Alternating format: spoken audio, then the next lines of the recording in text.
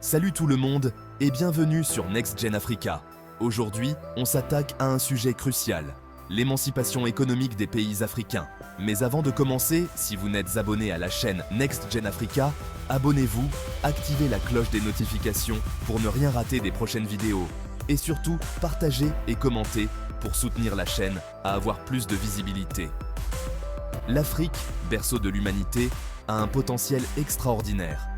Pourtant, elle doit faire face à des défis de taille qui l'empêchent d'avancer.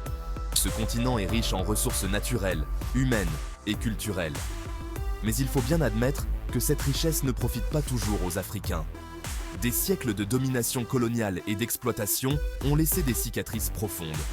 Dans cette vidéo, on va explorer ensemble les obstacles qui empêchent l'Afrique de se libérer économiquement. On va analyser l'influence encore bien présente des anciennes puissances coloniales et les mécanismes du néocolonialisme. Ensemble, découvrons comment l'Afrique peut se libérer de ses chaînes pour construire un avenir prospère et souverain. L'Afrique, c'est un continent aux multiples visages, avec une richesse incroyable. Des mines de diamants étincelants aux immenses réserves de pétrole. En passant par des terres fertiles et une biodiversité unique, ce continent déborde de ressources. Cette abondance devrait faire de l'Afrique un acteur économique majeur sur la scène mondiale. Malheureusement, la réalité est tout autre. Beaucoup de pays africains sont confrontés à des difficultés économiques qui durent.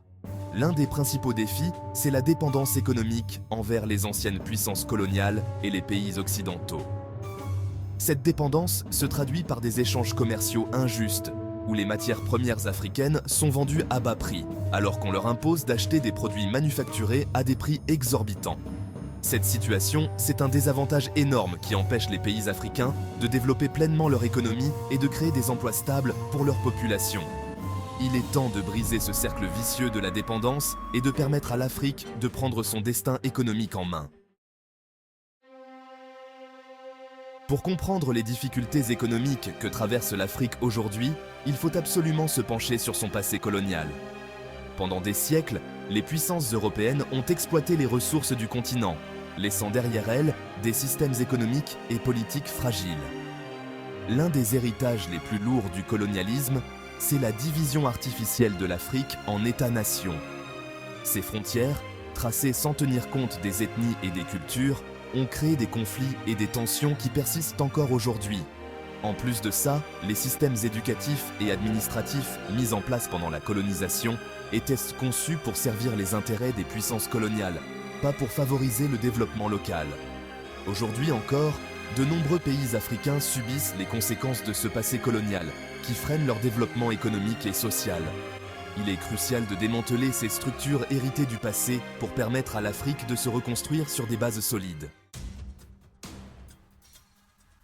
La période coloniale est terminée, c'est vrai, mais l'Afrique est toujours confrontée à de nouvelles formes de domination économique. Le néocolonialisme, qui se caractérise par des relations économiques et politiques inéquitables, perpétue l'exploitation du continent. On pointe souvent du doigt les accords commerciaux signés entre certains pays africains et les puissances occidentales. Ces accords, censés favoriser le développement économique, profitent souvent plus aux entreprises étrangères qu'aux populations locales. Par exemple, les accords de libre-échange peuvent inonder les marchés africains de produits subventionnés venant des pays développés, mettant ainsi en danger les industries locales. Sans parler des entreprises étrangères qui profitent des lois environnementales laxistes dans certains pays africains pour faire un maximum de profit, au détriment de la santé des populations et de l'environnement. Il est primordial de dénoncer ces pratiques néocoloniales et de promouvoir des relations économiques justes et équitables entre l'Afrique et le reste du monde. Cinquième partie, chapitre 4, ingérence étrangère. Conséquences sur les secteurs stratégiques africains. L'ingérence étrangère dans les affaires intérieures des pays africains est un autre obstacle majeur à leur émancipation économique. Cette ingérence prend des formes variées, allant de l'aide au développement conditionné à l'intervention militaire directe. Les secteurs stratégiques de l'économie africaine, comme les mines, l'énergie et les télécommunications, sont particulièrement touchés par cette ingérence. Des entreprises étrangères, souvent soutenues par leur gouvernement, cherchent à mettre la main sur les ressources naturelles du continent et à contrôler les infrastructures essentielles. Cette mainmise étrangère sur les secteurs stratégiques prive les pays africains de revenus vitaux pour leur développement. De plus, elle les maintient dans une position de dépendance vis-à-vis des puissances étrangères qui peuvent utiliser leur influence économique pour imposer leurs conditions. Il est urgent que les pays africains prennent le contrôle de leurs ressources naturelles et de leurs secteurs stratégiques afin de garantir leur souveraineté économique et politique. Sixième partie. Chapitre 5. L'urgence de la diversification. Briser les chaînes de la dépendance. Pour sortir du piège de la dépendance économique, l'Afrique doit absolument diversifier ses économies. La dépendance excessive aux exportations de matières premières rend les pays africains vulnérables aux fluctuations des prix mondiaux et aux crises économiques extérieures. Diversifier son économie, ça veut dire développer de nouveaux secteurs d'activité comme l'industrie, le tourisme, les technologies de l'information et de la communication et l'agriculture à forte valeur ajoutée. En diversifiant leurs économies, les pays africains pourront créer plus d'emplois mieux payés, augmenter leurs recettes fiscales et réduire leur dépendance aux exportations de matières premières. La diversification permettra également de renforcer le tissu industriel local et de stimuler l'innovation technologique. Investir dans l'éducation, la formation professionnelle et la recherche scientifique est essentiel pour accompagner cette transition vers des économies plus diversifiées et plus résistantes. Huitième partie. Chapitre 7. Vers un avenir autonome. Politiques indépendantes et partenariats équitables. L'émancipation économique de l'Afrique passe aussi par la mise en place de politiques indépendantes et souveraines. Les pays africains doivent être libres de choisir leur propre modèle de développement et de conclure des accords commerciaux qui servent leurs intérêts. Il est temps de rompre avec les politiques imposées de l'extérieur et de laisser les Africains décider de leur propre avenir. Cela implique de renforcer les institutions démocratiques, de promouvoir la bonne gouvernance et de lutter contre la corruption. L'Afrique a besoin de partenaires internationaux qui la soutiennent dans sa quête d'émancipation économique, pas de puissances étrangères qui cherchent à la maintenir dans la dépendance. Des partenariats équitables, basés sur le respect mutuel et la solidarité, sont essentiels pour permettre à l'Afrique de réaliser son plein potentiel. Neuvième partie, chapitre 8. Voie européenne pour l'émancipation. Mélenchon et Meloni en soutien. Il est encourageant de voir que des voix s'élèvent en Europe pour défendre l'émancipation économique de l'Afrique.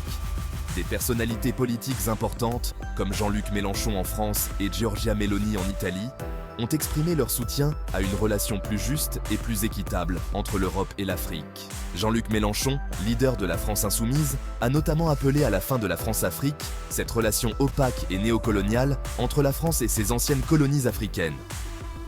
Il plaide pour un partenariat d'égal à égal, basé sur le respect mutuel et la coopération. Giorgia Meloni, présidente du parti italien Fratelli d'Italia, a également exprimé son soutien à une plus grande autonomie de l'Afrique.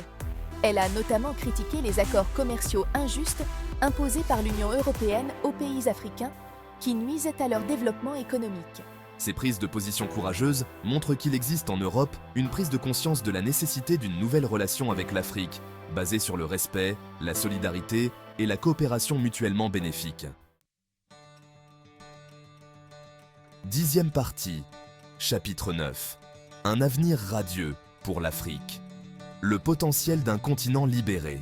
L'émancipation économique de l'Afrique est à la fois une obligation morale et une chance historique. En se libérant des chaînes de la dépendance et de l'exploitation, l'Afrique peut enfin réaliser son immense potentiel et devenir un acteur majeur sur la scène mondiale. Imaginez un continent où les richesses naturelles profitent à tous, où les économies sont diversifiées et dynamiques, où les PME prospèrent et créent des emplois, où les jeunes sont éduqués et formés, et où les femmes occupent à la place qui leur revient dans la société. Imaginez un continent uni et solidaire, où les pays coopèrent pour relever les défis communs et construire un avenir meilleur pour tous. C'est cette Afrique que nous voulons voir émerger, une Afrique forte, indépendante et prospère. L'émancipation économique est la clé de voûte de cette vision ambitieuse. En investissant dans l'éducation, l'innovation, les infrastructures et la bonne gouvernance, l'Afrique peut créer un avenir radieux pour ses populations et pour le monde entier. 11e partie. Conclusion. Ensemble, soutenons l'émancipation économique de l'Afrique. L'émancipation économique de l'Afrique est un défi de taille, mais c'est aussi une opportunité incroyable. En travaillant ensemble, on peut créer un avenir meilleur pour l'Afrique et pour le monde entier. Soutenir l'émancipation économique de l'Afrique, c'est soutenir le développement d'un continent riche en potentiel humain et en ressources naturelles. C'est investir dans un avenir plus juste, plus équitable et plus durable pour tous. N'hésitez pas à partager cette vidéo autour de vous pour sensibiliser vos proches à ce sujet crucial.